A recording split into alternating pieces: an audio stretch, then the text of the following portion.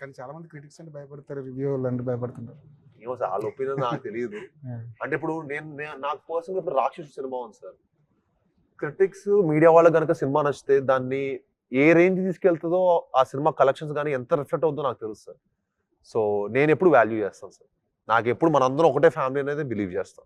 కౌశిక్లో మంచి యాక్టర్ కూడా ఉన్నట్టు. అమ్మో మీరు చూసారు కదా ఇవాళ పొద్దున పొద్దున వచ్చారా? ఇంత పెద్ద డైలాగ్.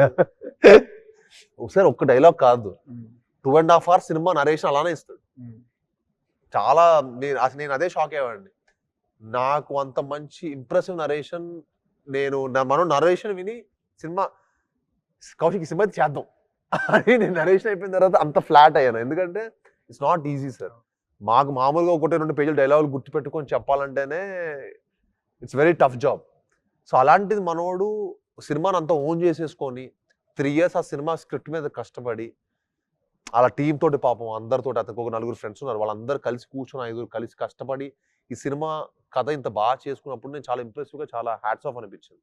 అందుకే ఇలాంటి ఫైర్ ఉన్న డైరెక్టర్స్ని ఎంకరేజ్ చేయాలనిపించింది. ఈ మధ్య ఈ జానర్లో విరూపాక్ష మంచి హిట్. అవును సార్. చూసారా? చూసాను సార్. అయ్యో technically very high film. So same అదే నాకు యాక్చువల్ విరూపాక్ష వన్ ఒక ఏమనొచ్చు, ఒక ఇన్స్పిరేషన్ అనొచ్చు సార్. ఎందుకంటే టెక్నికలీ హై ఉన్న ఫిల్మ్స్ మనకి కొత్త స్పేస్ జానర్ సినిమాలు అయితేనే మనం అది కొంచెం చేయొచ్చు. But we tried completely different also. నేను ఇన్స్పైర్ అయ్యాను డెఫినెట్గా, విరూపాక్ష నుంచి ఇన్స్పైర్ అయ్యాను.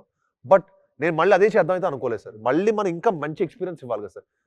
నేను ఎప్పుడు కాపీ చేసి వర్కౌట్ అవుతుందని నేను ఎప్పుడు నమ్మను సార్. ఇప్పుడు ట్రెండ్లో ఒక సినిమా వర్కౌట్ అవుతుంది కదా చేయాలని కూడా ఎప్పుడు నమ్మను. మనం ట్రెండ్ క్రియేట్ చేయాలి.